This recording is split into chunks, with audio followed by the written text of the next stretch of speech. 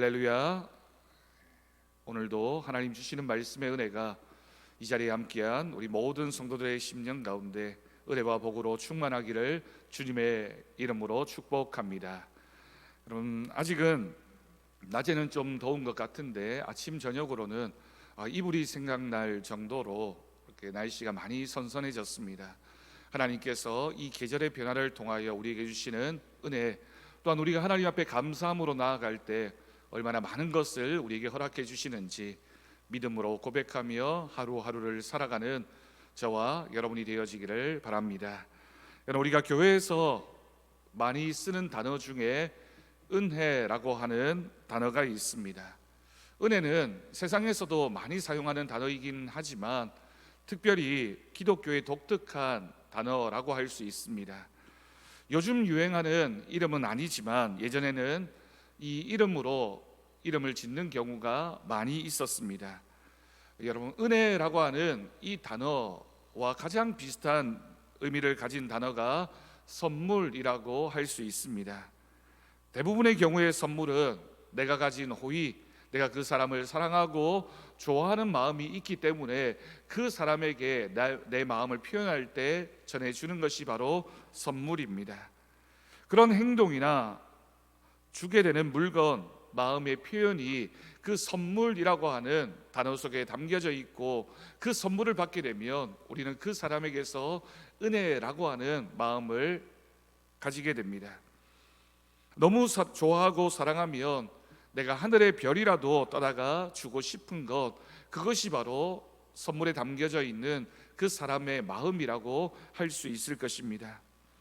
그런데 여러분, 기독교에서 말하는 은혜는 그런 좋아하는 마음, 사랑하는 마음, 호의라고 표현되어지는 선물이라는 감정에다가 한 가지를 더 포함하고 있습니다.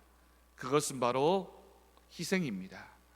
내가 그 사람을 좋아하고 사랑하는 마음을 표현하기 위하여 내가 그 사람에게 건네는 것, 선물, 은혜라고 할 수 있지만 그 은혜의 핵심에는 희생이라고 하는 것이 있어야지만 우리가 그 희생을 통하여 하나님의 은혜에, 성경이 말하는 은혜로 더 가까이 다가갈 수 있는 것입니다. 내가 가지고 있는 것을 나누거나 주는 것보다 나에게도 꼭 필요하지만 그것이 없으면 안 되지만 주게 되는 것, 그것이 바로 희생의 본질이라고 할 수 있습니다. 대표적인 것이 생명이죠. 여러분, 우리가 누군가를 향해서 생명을 나눈다라고 하는 것이 얼마나 불가능한 일입니까? 인간은 누구나 할 것 없이 내 생명을 가장 귀한 것으로 여기기 때문에 어떤 관계라 하더라도, 아무리 좋아한다 하더라도, 아무리 사랑한다 하더라도 생명을 나눈다는 것은 결코 쉬운 일이라고 할 수 없습니다. 하지만 그 희생이라고 하는 그 고귀한 마음의 표현을 통하여 그 사람에게 주고 싶은 것, 그것이 바로 은혜의 본질이라고 할 것입니다. 가장 절절한 사랑의 표현이 그래서 희생이고 바로 은혜입니다. 하나님께서는 이스라엘 백성들을 사랑하셨습니다.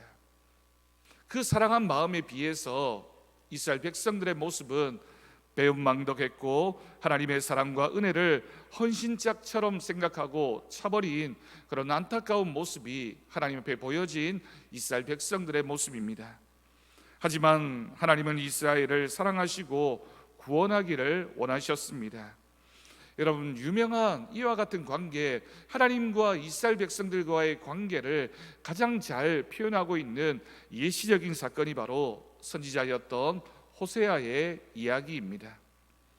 호세아와 그의 아내였던 고멜이라고 하는 부부관계를 통해서 비유적으로 하나님께서는 이스라엘을 어떻게 사랑하셨는지, 하지만 그 사랑에 비해서 이스라엘은 하나님을 어떻게 대했는지를 가장 직접적으로 표현하고 있는 것이 바로 호세아와 고멜 사이에 있었던 일입니다.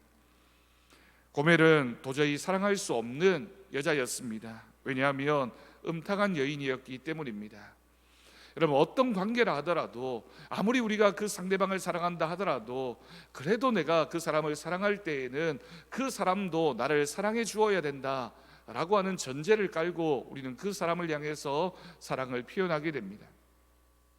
그런데 여러분, 우리가 그 사람을 아무리 사랑해 주어도, 내가 그 사람을 위하여 아무리 많은 것을 주고 희생했다 할지라도 그 사람이 내 사랑을 배신하고 나를 향해서 적대적인 표현을 하게 된다면 누구라도 실망할 수밖에 없고 그 사람을 온전히 사랑하는 것은 어려울 수밖에 없습니다.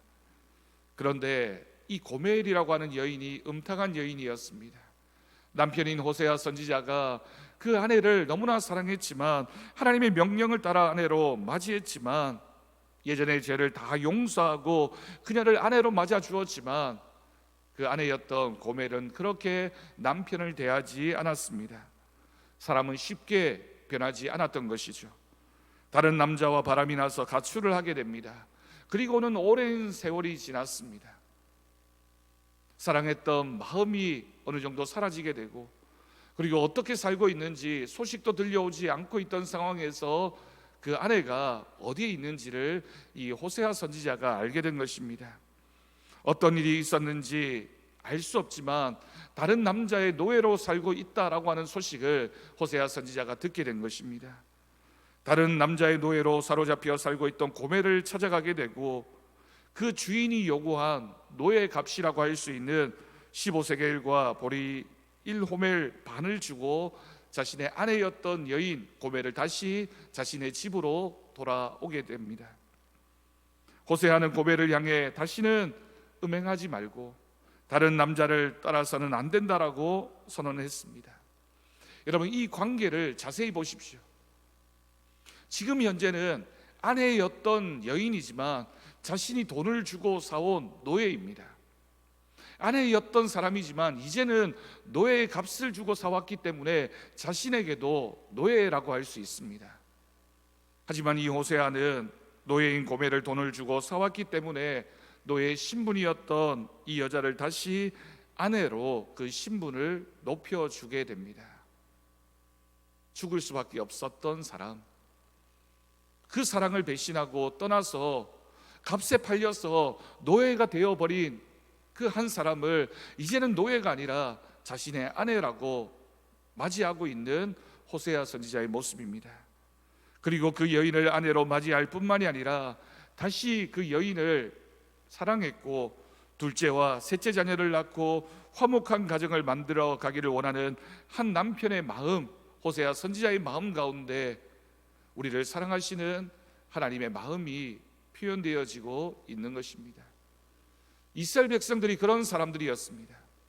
하나님이 많은 민족 가운데 택하셔서 내 백성이라고, 너는 내 백성이라고, 내가 사랑하는 자녀라고 하나님께서 불러주셨지만 이스라엘 백성들이 그 사랑을 외면하고 하나님을 배신했고 하나님을 떠났고 오히려 우상 숭배하면서 하나님이 아닌 다른 것에 온통 마음을 빼앗겨 살아갔던 사람들이 바로 이스라엘 백성이었습니다. 하지만 하나님은 그 백성을 여전히 사랑하셨고 그들을 불러주셨고 다시 너는 내 백성이다, 너는 내 자녀이다 라고 말해주신 사랑이 바로 하나님의 은혜의 핵심이라고 할 수 있습니다. 대표적인 성경 구절 두 군데를 읽으려고 합니다. 먼저 호세아서 3장 1절 말씀입니다. 여호와께서 내게 이르시되 이스라엘 자손이 다른 신을 섬기고 건포도 과자를 즐길지라도 여호와가 그들을 사랑하나니 너는 또 가서 타인의 사랑을 받아 음녀가 된 그 여자를 사랑하라. 여러분, 이 말씀 가운데 하나님께서 이스라엘 백성들을 결코 포기하지 않으시는 그 마음이 고스란히 표현되어져 있습니다. 또한 호세아서 6장 3절 말씀을 보면 이렇게 기록합니다. 그러므로 우리가 여호와를 알자, 힘써 여호와를 알자. 여러분, 여기서 표현되어지고 있는 여호와를 알자라고 하는 것은 우리를 끊임없이 용서하시고 우리를 사랑하시는 하나님의 마음을 알아야 된다라고 하는 뜻입니다. 그의 나타나심은 새벽빛같이 어김없나니 비와 같이 땅을 적시는 늦은 비와 같이 우리에게 임할 것이다. 하나님은 우리를 잊지 않으신다. 우리가 어떤 사람이라 할지라도 어떤 죄인이라 할지라도 하나님은 결코 그 자녀를, 그의 신부된 그 백성을 잊지 않으신다라고 하는 것이 하나님의 은혜입니다. 이스라엘이 하나님을 배신하고 우상 숭배에 빠져 죄악된 인생을 살지만 그 이스라엘을 사랑하셔서 대신 값을 치르시고 그 이스라엘을 회복하신 하나님의 은혜입니다. 여러분, 오늘 말씀의 앞부분을 보면 예수님과 바리새인들, 서기관들 사이에 논쟁이 기록되어져 있습니다. 예수님의 결론은 이것이었습니다. 사람은 먹는 것 때문이 아니라 마음에서 나오는 것 때문에 다루어진다. 사람이 그 마음속에 어떤 마음을 품고 있느냐가 그 사람의 본질이지, 그 사람이 어떤 행동을 해서 거룩해지고 어떤 행동을 해서 깨끗해지는 것이 아니라는 것입니다. 우리가 보기에는 단순한 이 진리마저 유대인들에게는 받아들일 수 없는 감추어진 진리가 되고 말았습니다. 그래서 결국 끝내 그들은 하나님의 은혜로부터 멀어진 사람이 되었던 것입니다. 그들은 오해했습니다. 문자적인 율법을 잘 지키면 하나님의 백성이 될 수 있다고 생각했지만 결국 그들은 하나님의 율법인 그 율법을 문자적으로도 지키지 못하고 하나님의 마음도 알지 못하는 하나님의 은혜로부터 멀어진 사람이 되었던 것입니다. 하나님이 선택하신 유대인들이 하나님의 은혜를 누리지 못하게 되었다면 누가 이제 하나님의 은혜를 누릴 수 있겠습니까? 많은 민족 가운데 하나님이 선택하신 이스라엘 백성들마저 하나님을 떠나버린 이 상황에서 누가 하나님의 은혜를 받을 만한 자격이 있는 사람들입니까? 오늘 말씀에는 이 시대 가운데 하나님이 많은 역사 가운데 하나님이 사랑하시고 불러주신 이스라엘 백성들에게서 떠나버린 그 은혜를 베풀어 주신 사람들이 누구인지를 분명히 우리에게 가르쳐주고 있습니다. 오늘 말씀을 통해서 우리가 깊은 하나님의 은혜와 사랑을 누리는 믿음의 자리로 나아갈 수 있기를 간절히 바랍니다. 여러분, 먼저 우리가 기억해야 할 것은 겸손하게 은혜를 구하는 사람이 되어야 합니다. 하나님의 은혜를 받을 사람은 겸손한 마음을 가진 사람, 하나님 앞에 나와서 엎드리고 하나님의 은혜를 구하는 사람이 될 때 하나님은 그들에게 다시금 고개를 돌려주십니다. 오늘 본문을 보면 예수님은 두로라고 하는 지경으로 옮겨가십니다. 여러분, 과거 이 두로라고 하는 지역은 이 베니게 성경에 나와 있는 베니게의 수도였던 두로입니다. 갈릴리로부터 가까운 지역에 있었기 때문에 많은 이방인들이 사는 지역입니다. 예수님께서는 복음을 전하시느라 많은 유대인들, 바리새인들, 서기관들로부터 많은 어려움을 당하셨기 때문에 잠시 쉬기 위하여 그들이 갈 수 없는 이 이방인 지역으로 옮겨갔던 것으로 보여집니다. 그러나 예수님에 대한 소문은 이곳까지 퍼져 있었기 때문에 한 여인이 예수님을 찾아왔고 그 여인은 간절한 소원, 자신의 딸을 향해서 기도하기 시작했습니다. 딸을 사로잡고 있는 귀신이 떠나가게 해달라라고 하는 것이 간절한 예수님을 향한 요청이었습니다. 그녀는 시리아와 베니게의 합성어인 수로보니게 여인이었습니다.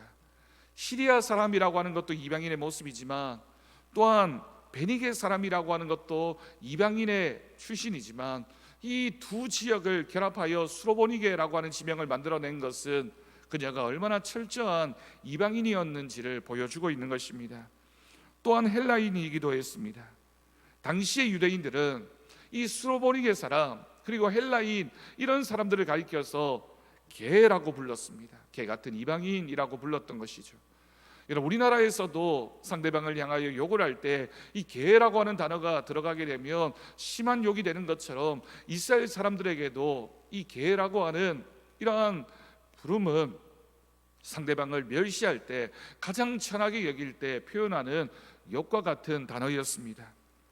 예수님도 처음에는 당시 유대인들이 이방인들을 태하는 전형적인 태도의 모습으로 이 여인을 대하시게 됩니다. 어쩌면 이것은 믿음에 대한 시험이었다라고 볼 수 있습니다. 여인이 유대인과 이방인이라는 당시로서는 도저히 넘을 수 없을 것만 같은 장벽을 뛰어넘는 그 믿음이 있느냐, 그 간절한 믿음을 가지고 예수님 앞에 보여주어야만 했고, 예수님께서는 이 여인의 그 간절한 믿음을 보기를 원하셨던 것입니다. 여인은 예수님의 계속되어지는 그 말에도 불구하고 그 말씀이 옳다고 인정할 정도로 자신을 철저하게 낮추었고, 그 철저히 낮춘 믿음의 모습 때문에 그 예수님의 은혜를 입을 수 있었습니다. 여러분, 우리가 이 본문을 자세히 살펴보진 않았지만 이 모든 사건들 가운데 나타나 있는 핵심은 예수님께 나온 이 여인이 자신의 딸의 병을 고치기 위하여 너무나 낮아진 모습으로, 겸손한 모습으로 예수님께 자신의 간절함을 호소했다라고 하는 것입니다. 하나님의 은혜를 받을 사람은 바리새인이나 서기관 같은 사람들이 아니라 철저히 자신을 낮추는 사람, 겸손하게 예수님께 도움을 구했던 이 여인의 모습임을 말하고 있습니다. 유대인이냐, 이방인이냐, 또는 부자이냐, 가난하냐, 많은 지식을 가지고 있느냐, 아니면 배우지 못한 사람이냐가 예수님의 은혜를 받을 만한 자격을 말하지 않습니다. 오직 한 가지, 간절한 마음으로 겸손한 믿음으로 하나님 앞에 나와서 하나님 앞에 간구하는 믿음이 있느냐, 그 간절함을 가지고 하나님 앞에 구하고 있느냐가 모든 응답의 기준이 되었던 것입니다. 여러분, 기억하십시오. 우리가 간절한 마음을 가지고 있으면 부끄럽지 않습니다. 간절한 마음을 가진 사람, 내 자녀를 향해서 간절함을 가지고 하나님 앞에 나온 사람은 부끄러움은 개의치 않습니다. 누가 나에 대해서 뭐라고 말하느냐, 내 자존심이냐 라고 하는 것은 결코 중요하지 않는 것입니다. 왜냐하면 간절하기 때문입니다. 내 모든 형편과 처지와 부끄러움을 다 내려놓을 정도로 간절한 마음이 있는 사람은 겸손할 수밖에 없고, 그 겸손한 마음을 가지고 주님을 찾을 때 하나님은 그 기도에, 그 간구에 응답해 주실 줄로 믿습니다. 딸을 향한 어머니의 마음입니다. 너무나 사랑하는 딸이기 때문에 내가 어떻게 되더라도, 내가 내 전부를 잃는다 할지라도, 내가 인격적으로 모욕을 당한다 할지라도 예수님께 나아가야 되겠다, 내가 이 딸을 위하여 간구해야 되겠다, 기도해야 되겠다라고 하는 것이 바로 이 어머니의 마음이었습니다. 여러분, 여러 문제가 우리 주변에서 발생하고 있음에도 우리가 주님께 엎드리고 있지 않다면 아직 우리가 살만하든지, 아직 자존심이나 괜찮다라고 하는 마음이 우리 가운데 있기 때문은 아닐까요? 주님 앞에 나아가 간구할 때는 모든 것을 내려놓고 오직 주님께만 집중해서 주님의 긍휼을 구해야 할 것입니다. 주님 앞에 나온 그녀는 유대인이 아니고 헬라인이었고 이교도 배경을 가지고 태어난 이방인이었지만, 그럼에도 불구하고 예수님의 소문을 들었던 그녀는 예수님 앞에 나아가서 내가 할 수 있는 것 전부를 주님 앞에 간절한 마음을 담아서 간구했습니다. 발 아래에 엎드렸습니다. 여러분, 이 모습 가운데는 자신이 표현할 수 있는 가장 낮아진 모습, 예수님을 향한 존경하는 마음, 말씀 앞에서 그 말씀을 듣는 사람이 어떤 태도를 가지고 하나님 앞에 나와야 하는지를 분명히 보여주고 있는 것입니다. 여러분, 이 모습은 예배자의 모습입니다. 우리가 하나님 앞에 나와서 예배드릴 때 하나님 말씀을 듣는 우리의 자세가 그저 평안하게 앉아서 그냥 세상의 그런 바쁨에 쫓겨다니면서 아무렇게나 생각하고 아무렇게나 마음 먹는 마음이 아니라, 오늘은 내가 예수님께 응답받아야 된다, 내가 오늘은 예수님을 만나야 된다, 예수님의 말씀을 들어야 된다라는 간절한 마음을 가지고 엎드리고 또 엎드릴 때, 낮아질 때 하나님께서 은혜를 주실 줄로 믿습니다. 딸에게서 귀신을 쫓아내 구하기를 간구하는 여인에게 예수님께서는 전혀 예상 밖의 말씀을 주셨습니다. 본문 27절 말씀입니다. 자녀의 떡을 취하여 개들에게 던짐이 마땅치 않다. 이방인이 예수님께 나와서 발 아래에 엎드린 것도 자신의 전부를 내려놓은 것과 같은 자존심을 내려놓는 행동이었는데, 예수님은 매몰차게 이 여인을 향해서 이런 말씀을 주셨습니다. 그럼에도 불구하고 이 여인은 이방이라는 이유로 개에 비유되었음에도 불구하고 다시 예수님께 간구합니다. 본문 28절 말씀입니다. 주여 올소이다마는 상 아래 개들도 아이들이 먹던 부스러기를 먹습니다. 이 대답 속에는 그녀가 얼마나 간절히 예수님께 나아왔는지를 표현하고 있습니다. 주님, 저는 개여도 좋습니다. 그럼에도 불구하고 당신의 긍휼이 필요합니다. 주님의 능력이 필요합니다. 주님께서 나에게 은혜를 베풀어 주신다면 저는 개가 되어도 좋습니다. 주님의 은혜와 역사를 전심으로 바라는 사람은 내려놓지 못할 것이 없습니다. 우리의 삶에서 내가 귀하다고 생각하고 소중하다고 생각하는 모든 것도 다 내려놓을 수 있는 마음은 주님밖에 없기 때문입니다. 여인의 믿음을 보신 예수님은 귀신이 내 딸에게서 나아갔으니 돌아가라고 말씀하셨습니다. 예수님의 기준을 이 여인이 통과했던 것입니다. 여러분, 우리도 이와 같이 예수님께 칭찬받았으면 좋겠습니다. 너는 참 대단한 사람이구나, 너는 참 많은 재산을 가졌구나, 너는 좋은 대학을 나왔구나, 너는 좋은 직장을 다니고 있구나가 예수님이 우리를 향하신 칭찬이 아니라 내 믿음이 정말 귀하구나, 너는 정말 겸손한 믿음을 가졌구나, 너는 정말 귀한 믿음으로 예배하고 있구나 라고 하는 것이 예수님께 들은 우리의 칭찬이 될 수 있기를 간절히 바랍니다. 이런 믿음은 우리가 예수님 앞에 나와서 꿇어 엎드리는 것입니다. 내 삶의 전부를 다 내려놓고 주님밖에 없습니다, 주님 저를 만나 주십시오, 주님만 만나기를 원합니다 라는 그 믿음이 우리의 고백이 될 수 있기를 간절히 바랍니다. 그 은혜가 우리 모두에게 있기를 주님의 이름으로 축복합니다.